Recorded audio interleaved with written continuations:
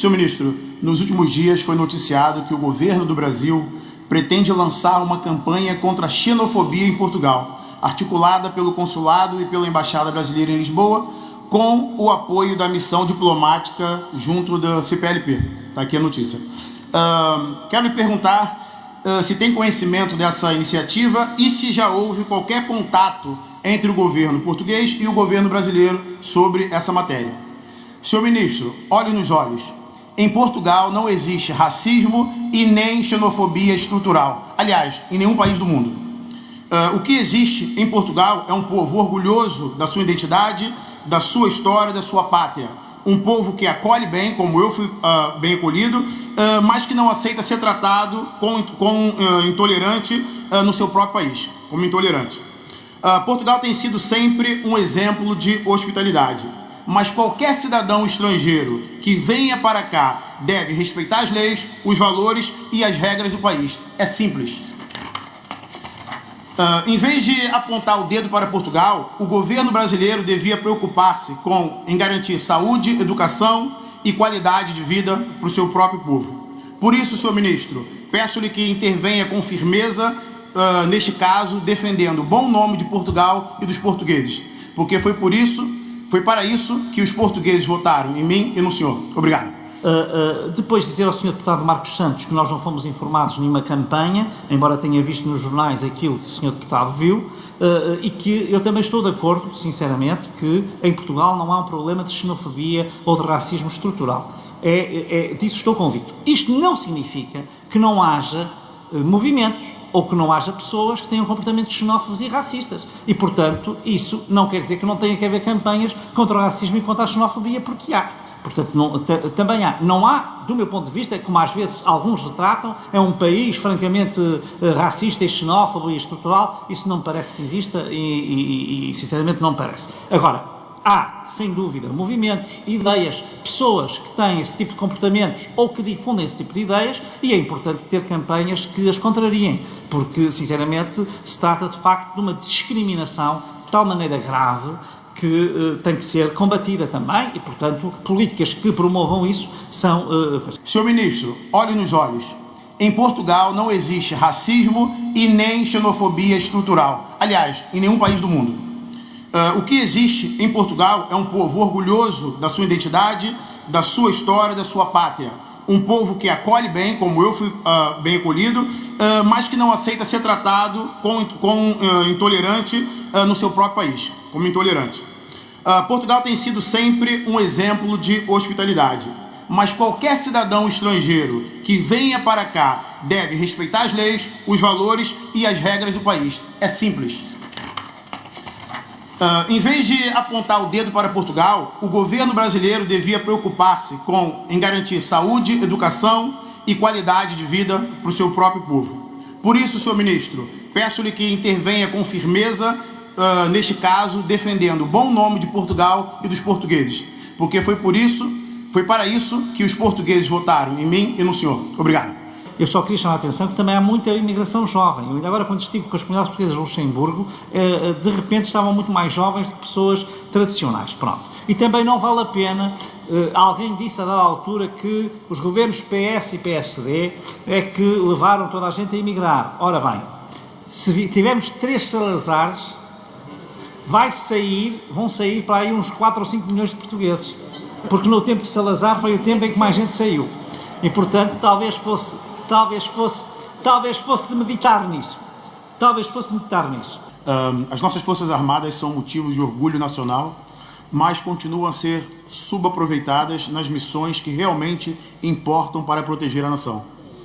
Em vez de estarem limitadas a exercícios simbólicos ou missões externas, por que não os utilizamos de forma mais efetiva no combate ao narcoterrorismo, que está a destruir a nossa sociedade? Portugal tem fronteiras marítimas vastas, é rota de entrada de droga na Europa e todos os dias vemos os efeitos devastadores desse tráfico nas nossas comunidades. Em países como os Estados Unidos, cartéis de drogas são classificados como organizações terroristas e tratados como tal. O que faz o governo português? Continua a olhar para o lado enquanto o narcoterrorismo alastra.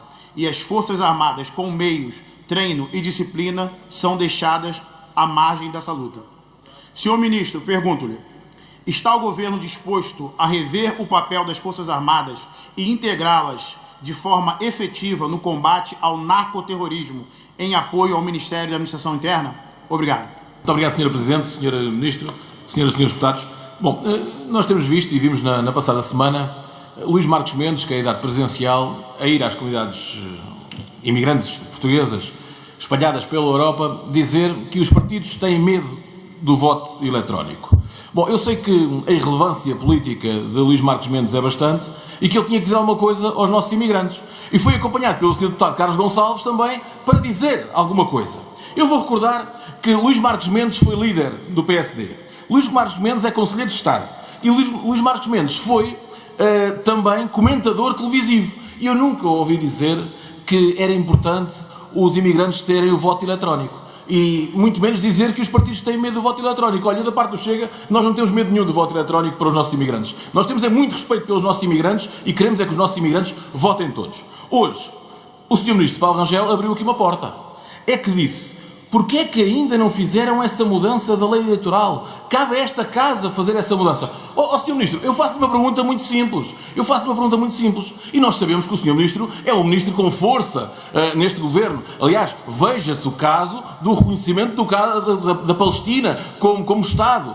Provou a sua força neste Governo, contra, inclusive, o partido que suporta este Governo, também o CDS. Portanto, o senhor é um Ministro com força. Portanto, não pode fugir a esta questão do voto eletrónico. Portanto, o Sr. Ministro é a favor ou contra o voto eletrónico para as nossas comunidades? Essa é a pergunta que o senhor tem que responder. Temos no orçamento alguma possibilidade de fazer um projeto piloto para o voto eletrónico para os nossos imigrantes já nestas eleições presidenciais? Isto é o que tem que responder, Sr. Ministro, mais nada. Agora, tem que dizer isto às pessoas claramente, a favor ou contra que os nossos imigrantes possam votar todos. Não é esconder-se e dizer assim, bom, esta casa pode fazer isso, pode legislar em relação a isso. Sra. Presidente, Srs. Ministros, Sr. Secretário de Estado, eu gostava aqui de falar, isto não devia ser nesta comissão, mas podemos falar aqui da questão da participação cívica e do voto eletrónico.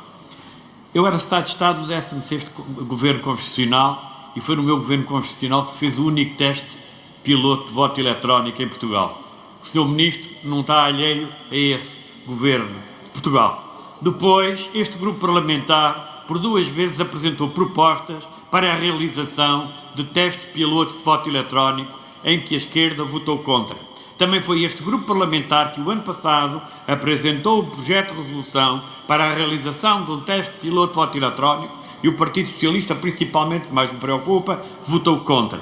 E, portanto, este partido político, o Partido Social Democrata, em voto eletrónico, há mais de 2 décadas que o defende, que o trabalha e que teve a coragem política de o apresentar. O senhor estava longe, espera. Também foi este grupo parlamentar que lutou pelo voto nas presidenciais dos portugueses residentes no estrangeiro. Foi o PSD e o CDS que lutaram por essa votação. E a senhora deputada fez insinuações sobre a forma como decorrem os atos consulares nos consulados. Eu fiz sempre política nas comunidades, estive na maioria do tempo na oposição e não me recordo de um único incidente num consulado de Portugal sobre um ato eleitoral. Nunca houve um incidente. E por isso, meus amigos, aprendam a ser democratas. O voto eletrónico não nasceu hoje e já agora que falou aí Luís Marcos Mendes, eu até lhe agradeço. Porque os portugueses espalhados pelo mundo agradecem-lhe a ele e ao professor Cavaco Silva de terem a RTP Internacional e terem chegado mais perto a Portugal. Os senhores chegaram agora, mas esqueceram-se que esta bancada, há décadas, desde o 25 de Abril, que luta e que defende as comunidades. Pode abrir os braços, mas a verdade não é abrir os braços. A verdade está escrita e está nas atas da Assembleia da República. Eu não tenho medo. Tem a palavra o Sr. Deputado Rui Cardoso. Tem a palavra o Sr. Deputado